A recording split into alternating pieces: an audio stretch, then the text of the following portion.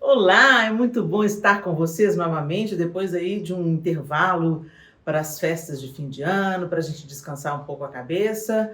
Muito bem, estamos de volta e começa agora mais um Entre a Gente.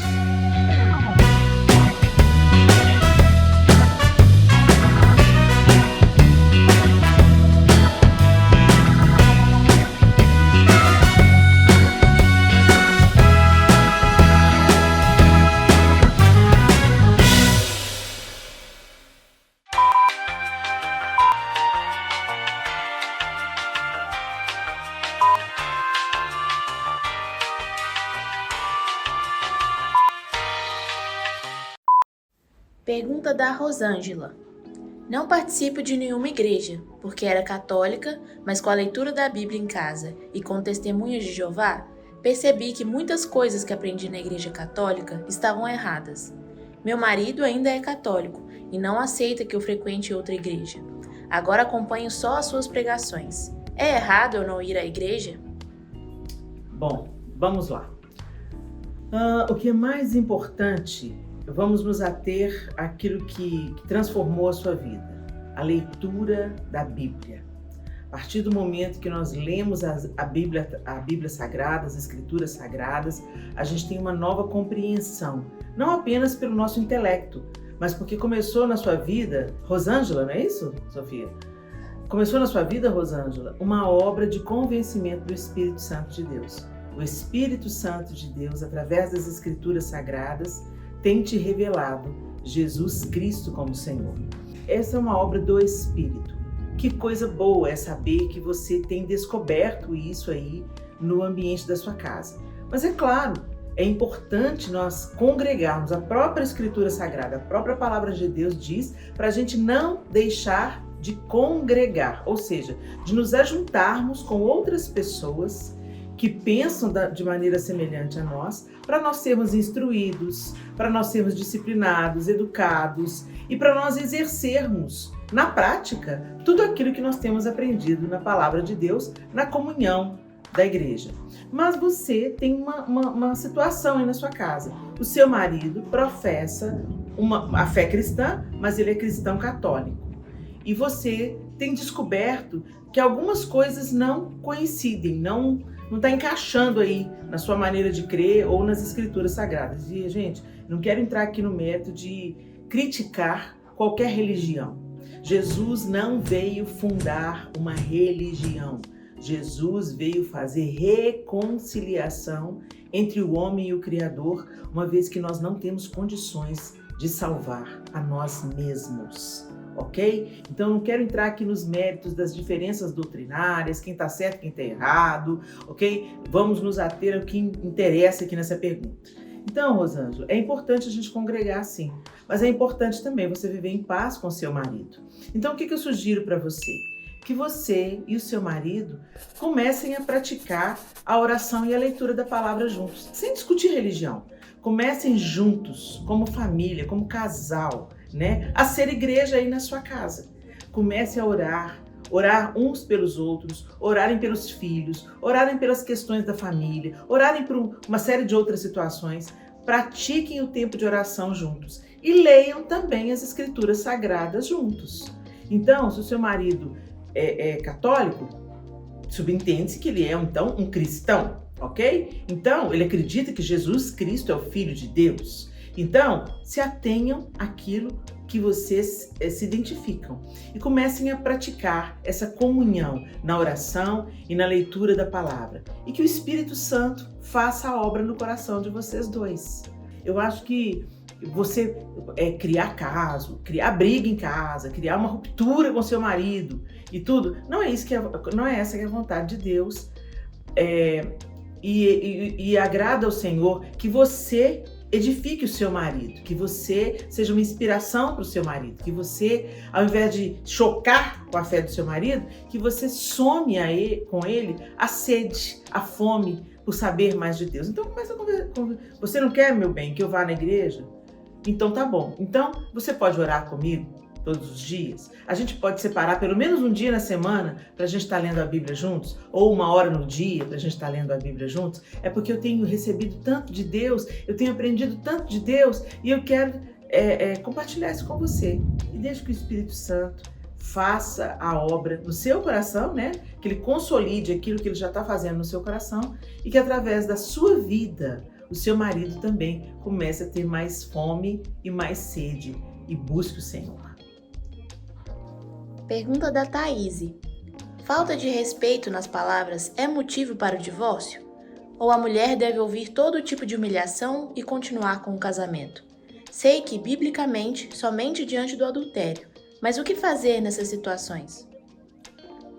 Thaís, é importante a gente entender que o casamento é uma construção.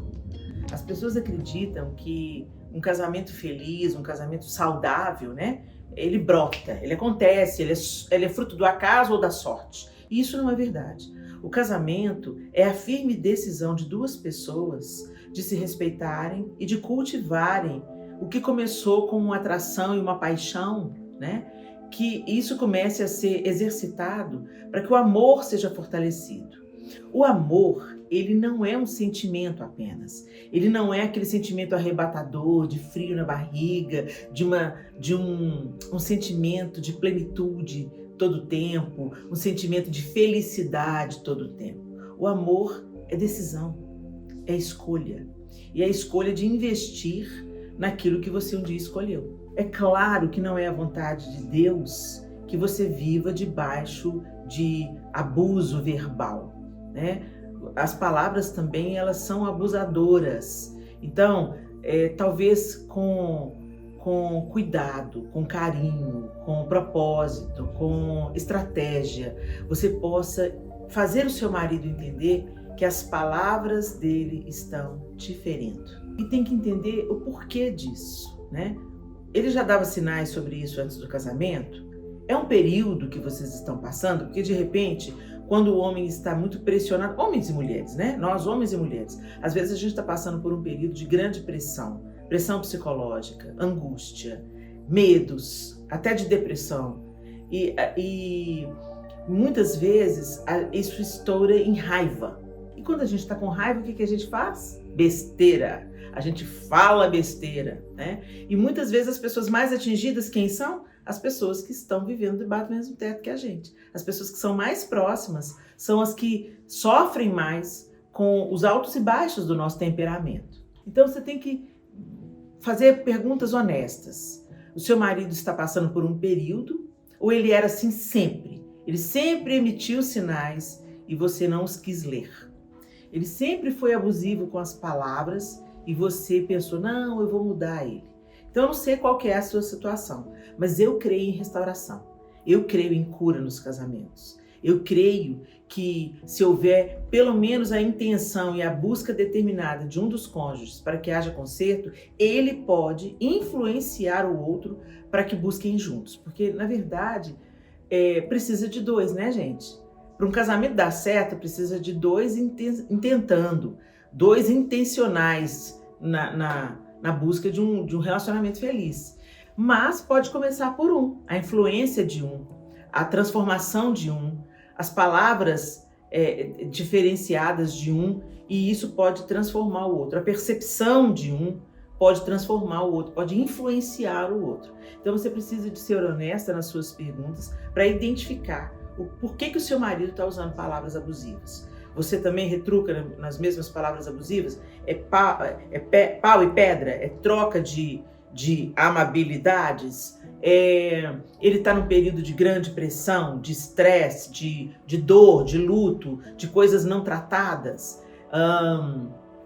Ele tem um temperamento explosivo, ele é colérico, né? Não estou dizendo que isso justifica, não, tá bom, gente? Mas quando a gente identifica a raiz, é mais fácil a gente tentar tratar isso do que simplesmente ficar tentando podar os frutos. Então, busca a raiz. É muito mais fácil você querer buscar uma resposta do tipo, dá para divorciar ou não? Essa é uma pergunta recorrente aqui no Entre a Gente. Quando é que eu posso separar? Não, gente, a gente tem que mudar essa pergunta. Me ajuda a salvar. O que eu posso fazer para resgatar? O que eu posso fazer para restaurar aquele sentimento primeiro que nos levou ao casamento? O que a gente pode fazer para tentar salvar, para tentar restaurar, para tentar curar o que está ferido? Essa deveria ser a nossa pergunta. E não... Dá para separar? Eu posso separar? Eu tenho autorização da Bíblia para separar? O Deus que escreveu a Bíblia restaura casamentos. Eu acredito nisso plenamente. Eu já vi isso acontecendo muitas vezes. Mas tem que ter um primeiro passo, e sensatez, e uma cabeça firme, uma busca sincera, para que o Espírito Santo dê estratégias e talvez até ajuda terapêutica, né? Talvez se você fizer terapia com um aconselhamento pastoral, isso também vai te ajudar a identificar o que está gerando essa agressividade nas palavras do seu marido. E sem dúvida, Deus quer curar. Não é para você ficar sendo abusada, não é para você ficar sendo ofendida, não. Isso não é normal, não é esse o propósito de Deus. O propósito de Deus é que o marido ame a esposa como Cristo amou a igreja, se entregou por ela, que ele cuide dela, que ele proteja. Você está vivendo aí um problema, mas esse problema tem solução. Então, não desista do seu casamento, busque ajuda, tá bom? E essa ajuda começa por tentar identificar as causas desse problema. Pergunta da Aliene. Fala, Aliene. Helena, trabalho com costura criativa e ultimamente tenho sido meio acusada de financiar o inferno por fazer peças infantis com o arco-íris. Já falei que o arco é de Deus e ensino isso às minhas filhas, mas tenho sido muito criticada. Estou errada? Devo banir tudo que tenha um arco-íris? É o tal problema, né, gente? Às vezes as pessoas escutam tanto uma mentira que elas preferem dar crédito à mentira do que à verdade. Uma mentira repetida muitas vezes pode virar uma suposta verdade. A gente sabe o que significa o arco-íris. O arco-íris é uma aliança que Deus fez com o homem, que jamais iria destruir o mundo novamente com água, né, com chuva. Ele jamais promoveria novamente uma inundação do planeta, exterminando toda a vida. E como marca disso, ele pintou o arco-íris no céu. As cores do arco-íris, o arco-íris, foi Deus que inventou, foi Deus que criou, e ele é um sinal de uma aliança. E é nisso que a gente deve se fixar. O seu pensamento está certo. O seu pensamento está certo. E você deve conversar com essas pessoas. Falar assim, olha, o arco-íris, onde ele surgiu? Como ele é feito? Hoje há um grupo de pessoas que tomaram para si esse símbolo, né, como uma bandeira pessoal. Mas isso é bem mais recente do que a história humana. Então vamos nos ater àquilo que é bíblico, aquilo que é de Deus, aquilo que Deus criou, né? Às vezes a gente acaba demonizando ou literalmente entregando a Satanás aquilo que ele está tentando usurpar, aquilo que ele está tentando roubar. Eu acho que você não está errada, não. Você produz roupas infantis com arco-íris, por que não você colocar nesses bordados que você põe um arco-íris, alguma referência bíblica pequenininha assim perto, né? Ou escreve o arco de Deus, alguma coisa assim. Traz para essa referência correta, essa referência mais antiga, essa referência bíblica, essa referência de Deus, né? Então, essa é a minha sugestão. Quanto a críticas, nós sempre vamos encarar críticas, pessoas que não entendem, ou pessoas que às vezes tendem a valorizar mais o que está errado do que aquilo que Deus criou, ok? Isso vai da maturidade de cada pessoa e a gente não está aqui para julgar uns aos outros, mas você tem que ter paz em Deus. Você tem convicção de que você acredita, que você coloca o arco-íris nas roupinhas das crianças por causa dessa aliança que Deus fez com o homem? Deus sabe disso? Então isso basta. Pergunta da Flávia. Fala, Flávia. Faço parte de um GC online da Lagoinha e somente eu em minha casa sou cristã. Nesse caso, como fica a palavra de Mateus 18:20? Bom, Mateus 18:20 fala de onde 2 ou 3 estiverem reunidos em meu nome e ali eu estarei, não é isso? Pois é, você está tirando um pouquinho o texto do contexto. Da mesma forma que Mateus fala esse texto fala, onde 2 ou 3 estiverem reunidos em meu nome, ali eu estou no meio deles. O salmista, por exemplo, se eu não estou enganada, no Salmo 139, ele fala assim, se eu colocar a minha cama no céu, o Senhor está lá. Se eu colocar no mais profundo abismo, ali também o Senhor estará. Então, o Senhor está em todos os lugares. O Senhor é onipresente. O Senhor está em todos os lugares. Ele vê tudo, ele sabe tudo. Ele é onisciente, onipotente, ele pode tudo, e onipresente. Ele está presente, ele vê todas as coisas. Então, quando tem uma pessoa orando, ele está ali. O texto de Mateus, ele está se referindo a questões de testemunhas. Se você ler direitinho o texto, esse versículo está inserido num contexto onde Jesus está ensinando sobre quando tem pessoas que estão em discórdia. Então, eu devo perdoar? Quantas vezes eu devo perdoar? Então ele está falando, chama mais uma testemunha e tenta reconciliar. Entendeu? É isso que ele está falando, onde 2 ou 3 estiverem reunidos em meu nome. Para quê? Para que haja ordem, para que haja disciplina, para que haja perdão, para que haja conserto. Ali eu estou no meio deles. Independente de se um falhou, se o outro vem para tentar ajudar, ali eu estou no meio deles. Esse versículo está se referindo a isso, ok? Então se você está sozinha na sua casa, adorando ao Senhor, assistindo o GC, que você seja uma bênção para a sua família. O Senhor está com você. Quando você está orando pela sua família, o Senhor está te ouvindo. Quando você está participando do GC online, Ele está lá com você também. Ele está ouvindo o seu clamor. Ele está com você, te dando orientação pelo poder do Espírito Santo. Quando você está lendo a Bíblia, ok? Não é porque você é o único que tem uma fé cristã dentro da sua casa, uma fé praticante do cristianismo dentro da sua casa, que o Senhor não te vê. Ele não está presente só onde 2 ou 3 estão reunidos, ok? Ele está presente também, como diz o salmista, quando você está sozinho. Lembra de Elias, por exemplo. Elias fugiu para uma caverna, se meteu dentro de uma caverna. E Deus foi lá e conversar com Elias, né? Elias, o que você está fazendo aqui? E Elias estava lá sozinho. Aliás, Elias estava falando, eu estou sozinho, Senhor. Né? Não é nada disso, Elias. Tem outros tantos que não se dobraram, né? Então, o Senhor está, ok? Quando Jesus estava ali no Getsêmani e os discípulos dormiram, Deus estava ali ouvindo as súplicas de Jesus. Então, o texto que você citou, ele se refere, depois se você volta lá no texto e lê os versículos todos que estão em torno anteriores a esse, é sobre se reunir 2 ou 3 para colocar ordem, para ter disciplina, para ter direção, para ter conserto numa situação de conflito, de falta de perdão, ok? Que necessita de conserto. E aí Jesus está falando, onde 2 ou 3 estiverem reunidos em meu nome, para que uma situação seja acertada, ali eu estou no meio deles. Ok? Seja uma bênção aí para sua família. Última pergunta da Jane. Fala, Jane.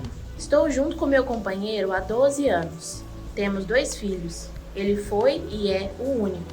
Mas ele não quer oficializar, nem no cartório, nem no religioso, nem com uma simples aliança. Ele sabe que isso me machuca. Já falei várias e várias vezes.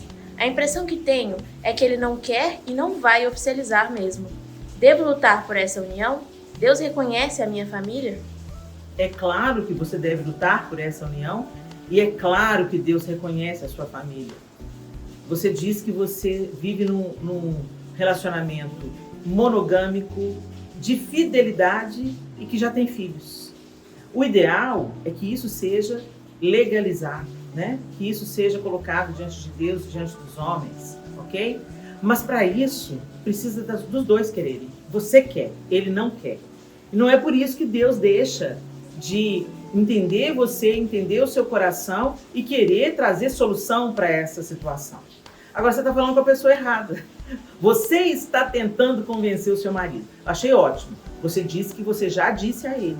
Você já deixou ele saber que você quer isso muito. Você já deixou ele saber que isso fere você, né? Porque você gostaria de ter essa situação legalizada, mas ele não tem a mesma opinião. E não é por isso que isso tem que virar um litígio, um divórcio. Principalmente, vocês têm filhos, né? Vocês são uma família. Então, o que eu sugiro para você? O que você fale com quem resolve. E quem resolve? O Espírito Santo de Deus, que convence o homem da justiça, do pecado e do juízo. As circunstâncias hoje não podem minar sua fé e nem querer te levar a querer desistir da sua família. Já é uma família. Vocês já moram juntos há muitos anos. Vocês são fiéis, leais um ao outro dentro desse relacionamento de casamento, né? Já um selo. Vocês são envolvidos. Vocês são uma só carne diante de Deus. Você já tem filhos. Então, jamais você vai desistir desse relacionamento porque não entraram em um acordo sobre a aliança. Mas você também não vai desistir de continuar orando para que Deus transforme o coração dele. Deus pode mudar os corações. Então, o apóstolo Pedro, ele instrui as mulheres que são casadas com homens que não creem nas mesmas coisas que elas. Ele diz assim a elas: permaneçam firmes, fiéis, sejam ótimas esposas, para que os maridos de vocês sejam ganhos sem palavras, apenas assistindo o seu bom procedimento. Então, que você seja um instrumento na vida do seu marido. Se você já era uma mulher boa antes, quando vocês se conheceram, que agora que Jesus entrou na sua vida, entrou no seu coração, o que te leva a querer legalizar a sua situação, que você se torne uma esposa ainda melhor, ainda mais amorosa. Foca naquilo que esse homem tem de bom, naquilo que é precioso nele, naquilo que fez você o escolher como pai dos seus filhos e se manter fiel a ele. Foca nisso e peça a Deus para mudar aquilo que você não pode mudar. Agora, quer uma sugestão? Compre uma aliança. Compre uma aliança e coloca no seu dedo. Se ele falar Que história é essa que você está usando aliança? Você fala assim: é o símbolo da aliança que eu tenho com você. Eu tenho uma aliança com você, né? E fala com isso, fala diante de Deus, sabe? Rasga o seu coração diante de Deus. Fala: Senhor, eu estou casado com um homem, eu amo esse homem, ele é o pai dos meus filhos. Eu queria muito me casar com ele oficialmente, mas ele não quer. E eu preciso que o Senhor faça uma obra no coração dele. Mas eu preciso, Senhor, que o Senhor entre no meu casamento para me abençoar. Entre no meu casamento, Senhor. Entra no meu casamento. Que você seja a porta de entrada da bênção, da clareza na sua família, na sua casa. Ok? Então não desista desse casamento. Ore pelo seu marido. Seja uma esposa ainda mais dedicada, uma vez que Cristo entrou na sua vida. Compre uma aliança e usa. Você quer, porque a aliança, gente, a aliança, ela é só um símbolo de um acordo de fidelidade, de amor, de companheirismo, de amizade. A aliança, o anel, ele é só um símbolo do que realmente é se aliar a outra pessoa, se aliançar a outra pessoa, ok? Então, se é tão importante para você, compre uma aliança bem bonita, coloca o nome dele aqui dentro, grava a data de quando vocês começaram a viver juntos, faça isso como um ato profético, use a sua aliança e fala: Senhor, eu tenho uma aliança com ele e eu quero apresentar essa aliança diante do Senhor. Ele não quer ainda, mas eu já apresento diante do Senhor essa aliança e eu te peço, Deus, faz uma obra na vida do meu marido, faz uma obra no coração e na mente dele, porque eu sou esposa dele e eu vou agir como uma esposa que ora pelo marido. Amém? E você já tem. Se ele te perguntar: por que você está usando essa aliança aí? Porque eu tenho uma aliança com você, eu sou aliançada a você. E eu quero que as pessoas saibam disso. Que no meu coração eu tenho um compromisso com você. E vai orando, eu creio que Deus trabalha através da oração. Amém? Só isso, Sofia, por hoje? Então tá bom, gente. Aqui em BH tá uma chuvinha boa, vocês podem estar ouvindo aí uns trovões. Que coisa boa estar aqui de volta com vocês. Se você quer mandar perguntas pra gente, a gente está recebendo muitas perguntas repetidas sobre assuntos que eu já respondi. Então, se você quer deixar uma pergunta aqui nos comentários pra gente, dá uma assistida nos programas Entre a Gente anteriores, porque talvez eu já tenha respondido justamente a sua dúvida, ok? Que Deus abençoe vocês e a gente se encontra no próximo Entre a Gente.